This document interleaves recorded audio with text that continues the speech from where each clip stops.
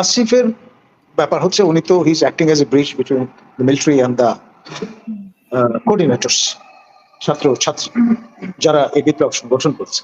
এখন তাকে যদি বিতর্কিত করা যায়, তাকে যদি তার ইমেজ টার্নিশ করার একটা জায়গায় নিয়ে যাওয়া যায়, তাহলে এই ঘোলা পানিতে অনেকে নানান রকম মাছ শিকার করবেন।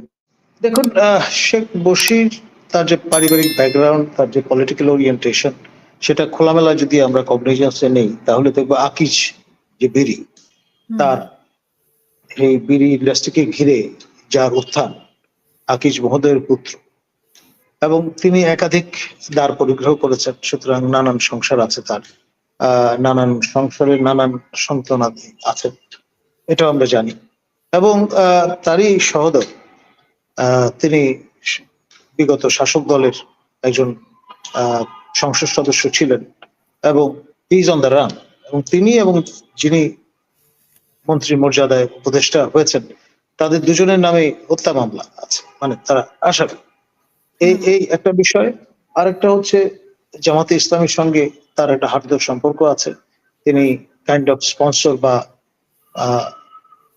কন্ট্রিবিউট করেন ফিনান্সিয়ালি, এইরকমের একটা কথাবার্তা আছে বাজারে।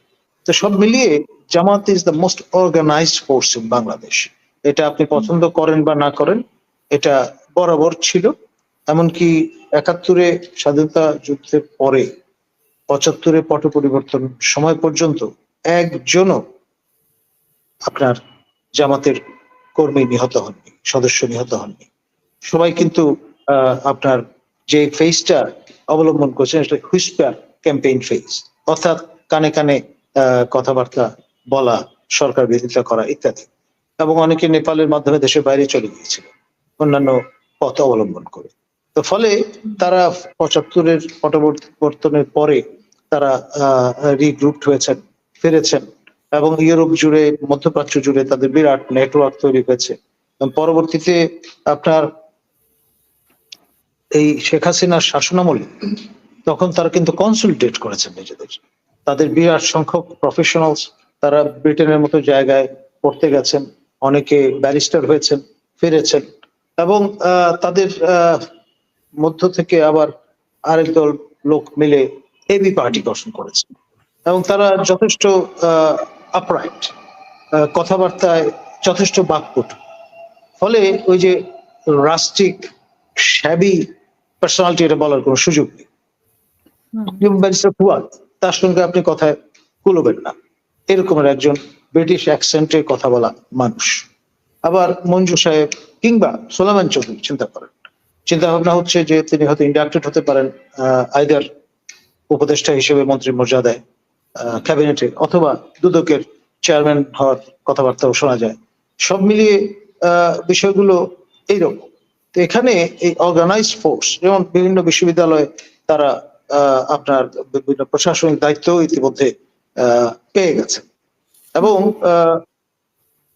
সর্বশেষ চাঁদপুর বিজ্ঞান ও প্রযুক্তি বিশ্ববিদ্যালয়ের উপাচার্য হিসেবে নিয়োগ পেয়েছেন ওই ঘরানার একজন মানুষ, এটাই সবাই জানে।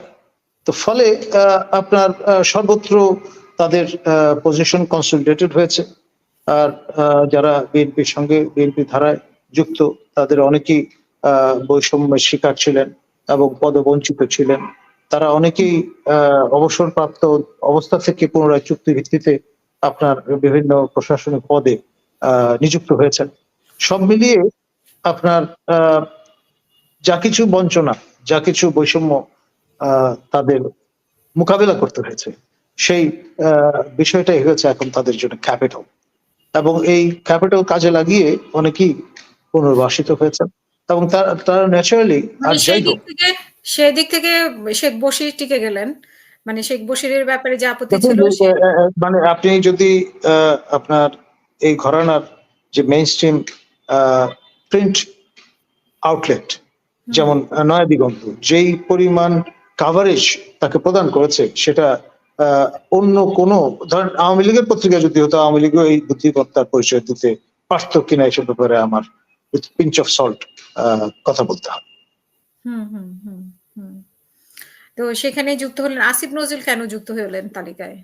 এখন আসিফের ব্যাপার হচ্ছে উনি তো he is acting as a bridge between the military and the coordinators, ছাত্র ছাত্রী যারা এই বিপ্লব সংগঠন করছে। এখন তাকে যদি বিতর্কিত করা যায়, তাকে যদি তার ইমেজ টার্নিশ করার একটা জায়গায় নিয়ে যাওয়া যায়, তাহলে এই ঘোলা পানিতে অনেকে নানান রকম মাছ শিকার করবেন, এমনটি অনেকে মনে করছে।